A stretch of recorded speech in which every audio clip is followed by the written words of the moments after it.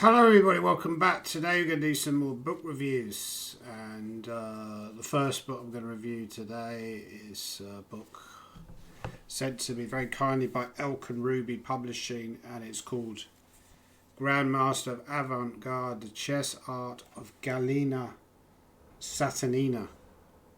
So I believe he was a Russian. So what it says at the back of the book was Galina Satonina, born 1905, died 2000, was a leading chess painter of the Soviet era.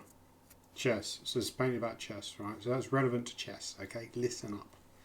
A multiple-time Kazan and Tatarstan. So it's the Tartars, chess, the Tartars, right? I believe actually the baddie in GoldenEye, played by, was it Alec Trevelyan, played by Sean Bean, talked about how his family were Tartars, or maybe I'm getting confused with someone else. Anyway, yeah, so basically this is a book about her paintings, what they relate to, also talks a lot about her life. So yes, he was from Kazan, I believe.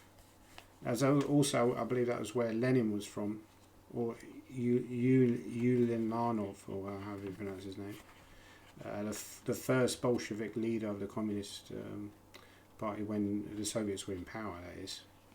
I don't think he was the first Bolshevik leader, possibly, but he was the first. He was the first sort of communist leader, you know, in the Soviet Union. He knocked the Romanovs off the throne and led to the formation of the Soviet Union. And his brother, I mentioned this before, his brother was implicated in a plot to murder Alexander II. I believe it was Alexander II, was in a carriage, and he was eventually blown up on a bridge or something like this. He was taken back to the Winter Palace in St. Petersburg. And in fact, the future Nicholas II actually witnessed his death throes. I remember reading about this. Quite interesting. Anyway, some of the art in this book, these are actual photographs, I believe, but some of the art is really impressive. Some of the pictures, they actually remind me a lot, I have to say, of, you know, this Pink Floyd artist Gerald Scarfe. It reminds me a little bit of that. It's kind of got that kind of dark, heavy overtone to the art, very strong, strident artwork. It's very difficult for me to rate this book. Yeah, let's look at some famous. But yeah, this is a great picture actually.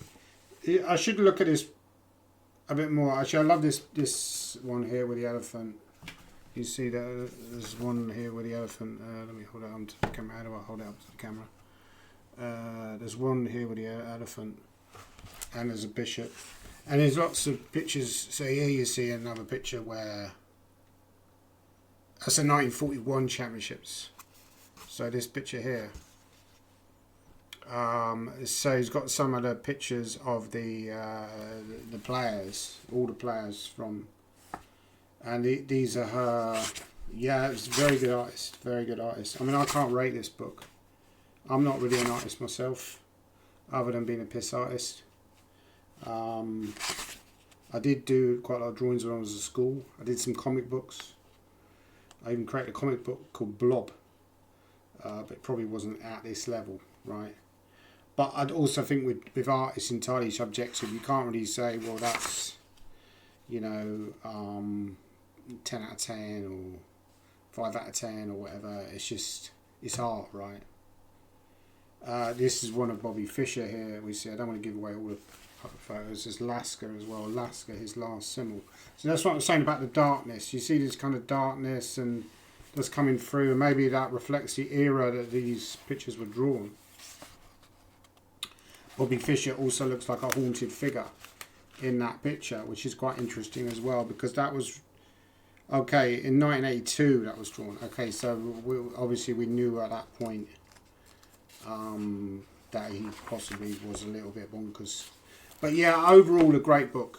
You know, it obviously, yeah, the picture at on the very front is very clearly a Mikhail Town. So that in itself, when I looked at that book, you know, that picture, that's possibly our most famous drawing.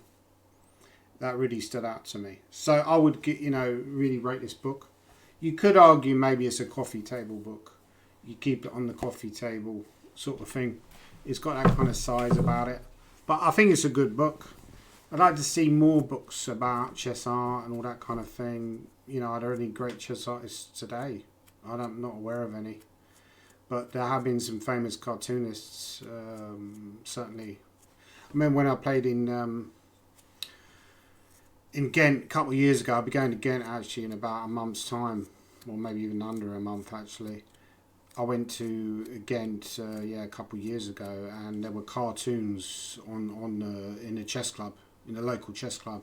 Cartoon pictures of some of the players that had played in that club.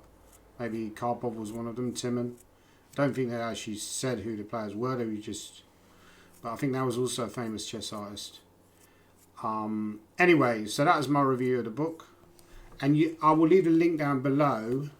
So obviously this is published by Elk and Ruby. They're a great publisher. They're an up-and-coming chess publisher. A lot of their books tend to be very kind of East European, Russian orientated, Soviet Union chess orientated. And we're all fascinated by Soviet Union chess. Certainly I am, at least. Anyway, thanks for watching the video. Please like and subscribe. Please leave your comments down below. So that's the book, Grandmaster of Avant-Garde, The Chess Art of Galina Salimova. Talks about her life. Satonina. Sorry, I can't even get the title right. Anyway, thank you for watching.